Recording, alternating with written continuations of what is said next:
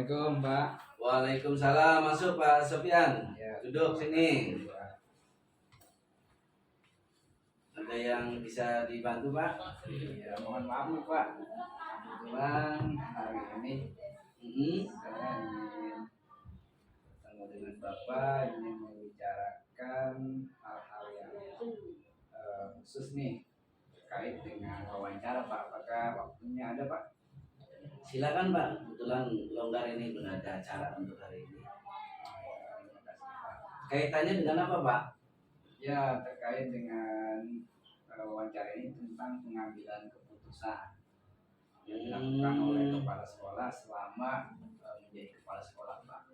Ini kaitan dengan Bapak ikut itu, calon guru penggerak itu. Iya betul Pak. Ayo dah silakan Pak. Terima kasih Pak. Bisa kita mulai Pak? Boleh. Ini Pak ya, Bapak sudah lama kan jadi kepala sekolah Pak ya? Alhamdulillah udah 6 tahun Pak. Alhamdulillah. Nah, selama ini sejak Bapak menjadi kepala sekolah, bagaimana Bapak dapat mengidentifikasi kasus-kasus yang sering terjadi di sekolah yang terkait dengan dilema etika dan rujukan moral?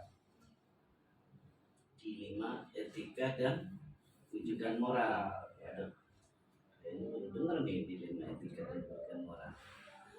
Jadi gini Pak, sepanjang saya jadi kepala sekolah, pengalaman saya untuk mengidentifikasi kasus-kasus tersebut tadi dilema etika dan rujukan moral ya. Iya. Saya akan melihatnya dari berbagai sudut pandang Pak. Di antaranya etika atau moral dan hukum atau aturan. Apabila masalah tersebut mengandung pilihan yang kedua-duanya sama-sama benar, maka itu adalah dilema etika. Tapi jika masalah itu muncul adalah dua hal yang bertentangan antara benar atau salah atau melanggar hukum, itu rujukan moral. Baik Pak, selanjutnya selama menjadi kepala sekolah ini bagaimana Bapak menjalankan pengambilan keputusan di sekolah ini, terutama untuk kasus-kasus di mana ada dua kepentingan yang sama-sama benar atau sama-sama mengandung nilai-nilai kebijakan. Sama-sama benar atau sama-sama mengandung nilai kebijakan. Jadi dua pilihan ini dua-duanya benar gitu. Nah, bagaimana cara Bapak mengambil keputusannya? Rumit juga ya. Jadi gini Pak, sebelum mengambil keputusan, biasanya suatu kasus yang kedua-duanya sama-sama benar atau mengandung nilai kebajikan, terlebih dahulu saya akan mengamati, akan mengidentifikasi kasus tersebut. Setelah kita amati dan identifikasi, selanjutnya kita mengambil keputusan dengan mempertimbangkan mana yang paling benar. Jadi yang mana yang paling benar, mana yang paling bermanfaat, atau lebih menguntungkan banyak pihak, serta memiliki resiko yang paling kecil. Nah, setiap keputusan pasti kan ada risiko-risikonya. Kita ngambil yang paling kecil, gitu Pak. Baik, Pak. Itu tentunya dari keputusan tersebut ada ya Pak langkah-langkah atau prosedur yang Bapak lakukan selama ini. Ya pasti Pak, setiap kita akan mengambil keputusan pasti ada langkah-langkah atau prosedur yang akan kita lakukan. Biasanya langkah-langkah itu kita terlebih dahulu mengidentifikasi. Kembali lagi tadi, mengapa kasus itu terjadi, itu identifikasi yang pertama. Terus kita mencari informasi yang jelas dan berimbang. Jadi bukan hanya satu sisi, tapi kita dari berbagai sisi. Jadi nanti masalah tersebut akan ketahuan secara objektif, jelas dan berimbang, gitu maksudnya Pak. Jika diperlukan ikut melibatkan pihak-pihak yang kompeten, kita ajak sharing, kita ajak berdiskusi. Setelah dianggap cukup, barulah kita ambil kesimpulan atau kita ambil keputusan. Selanjutnya ada nggak Pak hal-hal yang selama ini Bapak anggap efektif nih dalam pengambilan keputusan pada kasus-kasus dilema etika tadi? Tentunya ada ya Pak, yang paling efektif itu kita dengan berdiskusi. Dengan berdiskusi, dengan melibatkan pihak-pihak yang terlibat, sehingga nanti putusan yang kita harapkan itu menjadi solusi yang terbaik Bagi semuanya ya. bagi semuanya, bukan hanya satu pihak tapi berbagai pihak. Selanjutnya Pak, hal-hal apa saja nih yang selama ini menjadi tantangan bagi Bapak dalam pengambilan keputusan yang terkait kasus-kasus dilema etika? Hal-hal yang Ulangi coba, enggak ini. oh ya Pak, soal cepet Pak ya. Baik Pak, hal-hal apa saja nih yang selama ini menjadi tantangan bagi Bapak dalam pengambilan keputusan yang terkait dengan kasus-kasus dilema etika? Tentunya tadi tantangan ya Pak. Betul Pak. Tantangannya adalah yang pertama, ketika kita harus menentukan pilihan, memutuskan sesuatu yang memiliki nilai kebenaran dan kepentingan yang sama. Dan tantangannya yang kedua, saat keputusan itu diambil, kita belum mencapai kulminasi.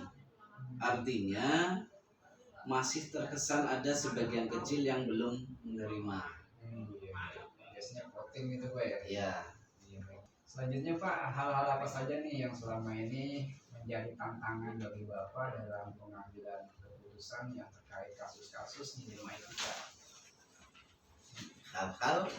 Hal-hal yang Ulangi coba, enggak ini. oh ya Pak, soal cepet Pak ya. Baik Pak, hal-hal apa saja nih yang selama ini menjadi tantangan bagi Bapak dalam pengambilan keputusan yang terkait dengan kasus-kasus dilema etika?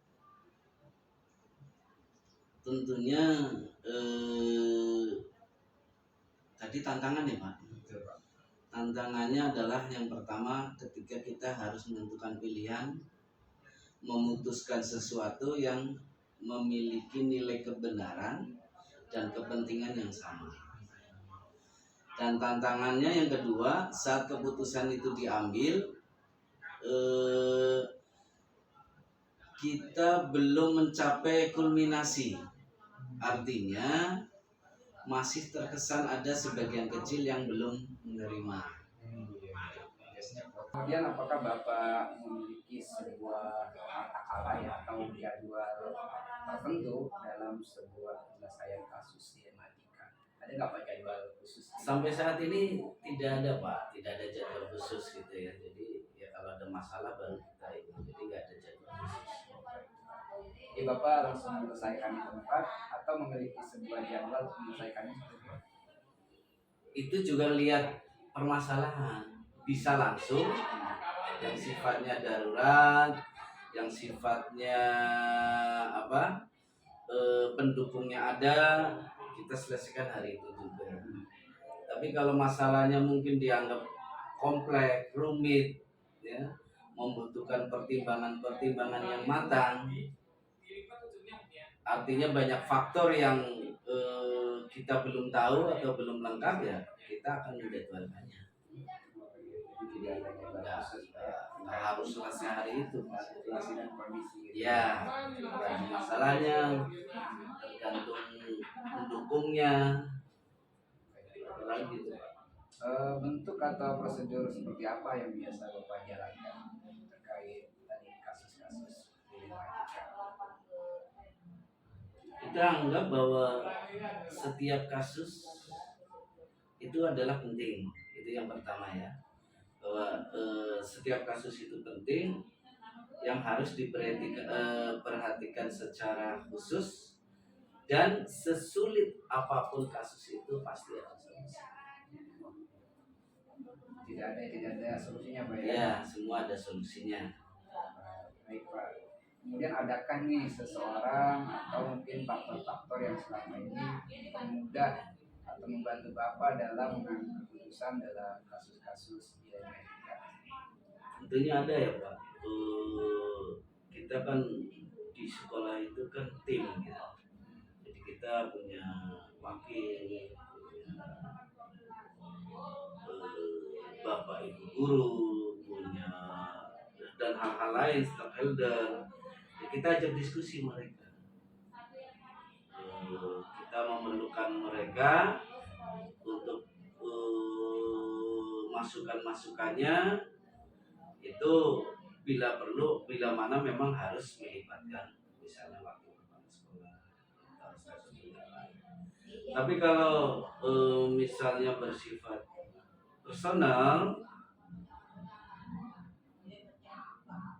kita ya dengan cara berbeda lagi, kita melibatkan orang-orang yang berkepentingan juga terkait dengan masalah tersebut. Ya, pastinya ada Pak ya. Ada, misalnya kalau kita masalah kaitannya dengan keamanan atau ini ya kepolisian misalnya kalau diperlukan. Jadi kita melihatnya dari kasus Berbasis masalah Pak ya. Iya.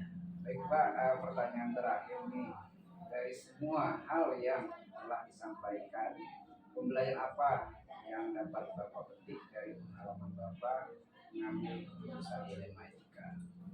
Berdasarkan pengalaman, pembelajaran yang dapat saya petik itu dalam pengambilan keputusan bahwa kita dalam mengambil keputusan tidak boleh tergesa-gesa, tapi harus melihat paradigma yang jelas dan menggunakan prinsip-prinsip yang mendasar. Jadi melihat paradigma yang jelas, menggunakan prinsip-prinsip yang mendasar pada masalah yang akan kita selesaikan, sehingga nantinya hal terbaik, hal bermanfaat itu yang akan kita peroleh, dan kita tidak merugikan pada siapa. Oke Pak, luar biasa nih Pak. Dari wawancaranya ini saya dapat banyak pelajaran nih Pak. Ternyata pengambilan keputusan yang Bapak lakukan terkait dilema etika ini saya juga sudah sangat baik Pak. Ya, tapi bisa jadi belum sempurna Pak, bisa jadi salah, tapi ya itu pentingnya kita sering sharing. Pak, terima kasih sekali lagi Ya. atas waktunya dan pengalamannya. Sekali saya ucapkan terima kasih. Sama-sama Pak Sofyan, mudah-mudahan sukses.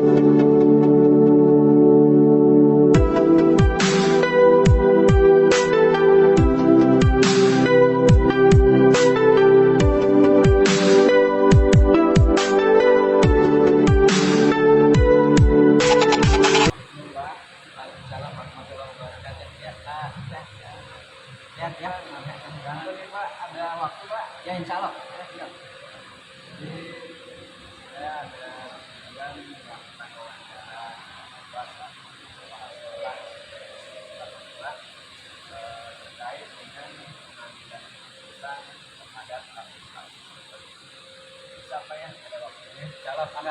Kita mulai Pak ya. Tadi. Pak Emil selama ini sudah lama di sekolah ini. Alhamdulillah sudah tahun ke berapa ini ke 11 tahun ke 12. Sehat selalu ya Pak ya. Amin. Nah, selama ini sejak Bapak jadi kepala sekolah, bagaimana Bapak dapat mengidentifikasi kasus-kasus sekolah yang merupakan kelemahan? Maksudnya Pak, Waalaikumsalam warahmatullahi wabarakatuh. Ya, sudah. Lihat ya. Ganggu nih Pak, ada waktu Pak? Ya insya Allah. Ya, siap. Jadi saya ada yang melakukan wawancara bahasa kepala sekolah terkait dengan pengambilan keputusan terhadap kasus-kasus seperti ini. Bisa Pak ya, ada waktunya. Insya Allah, enggak. Ya. Kita mulai Pak ya. Tadi. Pak Emil selama ini sudah lama di sekolah ini. Alhamdulillah sudah tahun ke berapa ini ke 11 tahun ke 12. Sehat selalu ya Pak ya. Amin. Nah, selama ini sejak Bapak jadi kepala sekolah, bagaimana Bapak dapat mengidentifikasi kasus-kasus sekolah yang merupakan kelemahan? Maksudnya Pak, Waalaikumsalam warahmatullahi wabarakatuh. Ya, sudah. Lihat ya. Ganggu nih Pak, ada waktu Pak? Ya insya Allah. Ya, siap. Jadi saya ada yang melakukan wawancara bahasa kepala sekolah terkait dengan pengambilan keputusan terhadap kasus-kasus etika atau kehidupan moral. Bagaimana cara memposisikan Ya, sepanjang pengalaman Bapak di sekolah memang banyak sekali masalah-masalah yang baik itu yang dirasa penyelesaiannya baik ataupun dirasa kurang baik. Ya, ada intinya ada masalah-masalah yang perlu segera, masalah yang baik itu dan yang tidak. Dan kalau ya ada di antara masalah yang baik dan baik-baik, mana perlu yang diambil itu menjadi dilema dilema etika namanya oleh sekolah itu. Dan ada juga kalau yang sifatnya dilema etika ini yang baik-baik tentu kita ngambil skala prioritas dulu yang perlu penyelesaiannya.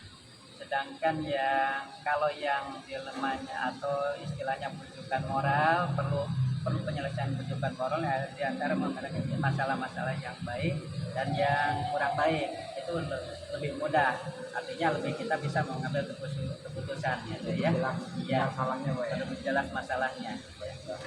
Oke Pak, selanjutnya bagaimana nih Bapak menjalankan pengambilan keputusan di sekolah itu, terutama untuk kasus-kasus di mana ada dua kepentingan yang sama-sama benar atau sama-sama mengandung nilai kebaikan. Ya, kalau terhadap pengambil keputusan yang sifatnya sama-sama benar, ini yaitu seperti tadi Pak yang katakan dilema etika ya. Ini perlu kehati-hatian, perlu kebijakan, dan yang ini kita perlu mengidentifikasi dulu ya, mengidentifikasi itu dari masalah-masalah itu mana yang perlu setelah diidentifikasi tentu kita mengarah pada mengambil kebijakan dan ini perlu dirundingkan. Bapak tidak bisa berdiri sendiri karena itu hal-hal yang itu karena sifatnya institusi di sekolah, bisa dengan teman-teman sekolah ataupun bisa dengan teman-teman sejawat ya. Juga dalam menyelesaikan langkah-langkah atau prosedur seperti apa yang biasa Bapak lakukan selama ini? Ya, dalam menyelesaikan masalah itu tadi yang pertama kan saya mengidentifikasi dulu masalah-masalahnya, kemudian kalau sudah mengidentifikasi masalah-masalahnya sampai kepada akar-akar masalahnya kita cari solusi sebanyak mungkin informasi ya yang bisa menyelesaikan masalah-masalah itu Ya, setelah baru setelah informasi kita remukkan lagi. Itu yang biasa selalu dilakukan sampai pada suatu keputusan yang final yang merupakan hasil keputusan bersama, ya, masih tidak berdasarkan hasil keputusan atau kebijakan kepala sekolah sendiri, ya. Sekali ya. Selanjutnya dari hal-hal tadi yang disampaikan, apa yang Bapak anggap efektif dalam pengambilan keputusan pada kasus-kasus etika? Ya, yang dianggap efektif tadi strateginya itu prosedurnya seperti ilmiah saja ya, itu tapi tidak seperti kegiatan ilmiah, yaitu menganalisis kasusnya, kemudian menentukan tadi menganalisa kasus, kemudian menentukan strategi apa yang paling cocok untuk menyelesaikan masalah itu yang bisa dilakukan, ya. Strateginya Pak ya. Ya. Baik, Pak. Kemudian hal apa saja nih yang selama ini merupakan tantangan bagi Bapak dalam mengambil keputusan pada kasus etika? Ya, tantangannya yang paling banyak dirasakan adalah yang dilema etik itu, karena tadi sama-sama baik kan masalahnya itu tantangnya, jadi susah sekali untuk memutuskan mana yang perlu kita prioritaskan, ya. Itu tantangannya karena dianggap sama-sama baik. Nah, makanya solusi yang terbaik adalah kita yang lebih baik adalah hasil keputusan bersama terhadap hal yang itu yang biasa Bapak lakukan, jadi tidak menurut kepentingan sendiri, ya gitu. Memang tantangannya susah kalau antara baik dengan baik, itu kan dilema etika namanya juga, ya. Kemudian apakah Bapak memiliki sebuah tata kala atau jadwal khusus ya dalam sebuah penyelesaian kasus-kasus? Ada nggak jadwal khusus atau spontanitas? Jadwal khusus kayaknya karena timbul masalah-masalah itu kan tidak terjawab kalau kita tidak tahu ada kapan ada masalah, ya. Makanya kita nggak punya jadwal secara khusus. Nah, ini kalau tindakannya paling secara spontanitas, ya. Tapi spontanitas itu juga ada yang perlu langsung segera, ada yang perlu ya ada tahap-tahapnya. Dan kompleksitasnya Pak ya. Kemudian Bapak apakah langsung menyelesaikan di tempat atau memiliki jadwal tertentu? Ya, tergantung jenis masalah-masalah tadi. Ya, kalau masalah yang perlu diselesaikan, yang perlu darurat sekali, kita selesaikan langsung. Ya, tidak menunggu waktu. Tapi kalau yang perlu koordinasi dulu, perlu sekiranya masalah ini yang perlu kompleks benar, perlu koordinasi dengan perlu mencari jalan alternatif yang terbaik, itu biasanya yang dilakukan. Jadi ada yang sifatnya langsung atau spontanitas, ada yang perlu dengan tahapan atau prosedur tergantung pada masalahnya. Kemudian bentuk atau prosedur apa nih yang Bapak jalankan dalam menyelesaikan masalah? Ya, prosedur yang biasa dilakukan yaitu kita namanya di institusi sekolah adalah kolaborasi, ya, kerjasama, dan ini rembukan dengan teman-teman. Biasanya Bapak melibatkan kalau masalah itu masalah ya khusus di sekolah, ya, kita bisa misalnya masalah anak atau masalah tentang guru, kita bisa rembukan dengan para wakil dulu, stakeholder yang dari sekolah, dengan wali kelas kalau masalah anak, ya, kan masalah strateginya. Tapi masalahnya kompleks, agak dengan orang tua atau masyarakat, ini melibatkan juga stakeholder lain, ya, bisa dengan pihak orang tua, komite ataupun stakeholder lain yang berhubungan dengan masalah itu. Misalnya kalau masalah perizinan, masalah apa-apa, ya tentu dengan pihak yang berwenang.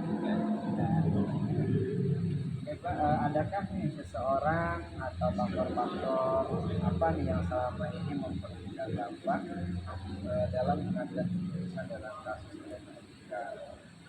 Ya, selama ini faktor-faktor yang mempermudah cukup yang paling mempermudah tentunya adalah kerjasama atau lingkungan yang kondusif dari suatu lembaga atau sekolah itu gitu. Faktor yang mempermudah adanya kerjasama, kolaborasi dengan teman sejawat, dengan para wakil, misalnya di lingkungan sekolah, dengan para wali kelas, dengan stakeholder yang ada di sekolah, itu yang paling mempermudah. Jadi tidak diselesaikan secara tersendiri. Ya, ada Pak ya. Nah, dari semua hal yang tadi Bapak sampaikan, pelajaran apa yang Bapak dapat petik dari pengalaman Bapak dalam menyelesaikan kasus di rumah ini dalam hal Ya, pembelajaran yang Bapak petik dari penyelesaian kasus-kasus yang merupakan dilema etika ini, karena tadi dilema etika adalah hal yang baik dan baik, yaitu ya, pembelajarannya. Jadi kita harus benar-benar arif bijaksana dalam menentukan langkah-langkah penyelesaiannya itu, karena di antara yang baik dan yang baik tadi ya tentu perlu kehati-hatian, perlu kebijakan yang lebih dihubungkan dengan kebijakan ataupun istilahnya prioritas mana yang perlu diambil sesuai dengan kebijakan sekolah yang lebih tepatnya. luar biasa Pak. Saya dapat pengalaman dari Bapak masa Bapak di sekolah juga ketika sekolah Pak ya. Alhamdulillah Bapak ini yang keempat sekolahnya. Ya gitu, masalahnya tetap aja muter-muter. Dan semoga Bapak selalu sehat Pak ya. Amin, amin Semoga Pak Sofian. didapatkan dalam segala urusan Bapak. Amin Pak Sofian juga sukses jadi guru penggerak, insya Allah jadi modal untuk karir Pak Sofian. Bapak sekali lagi saya ucapkan terima kasih Pak ya. Sama-sama.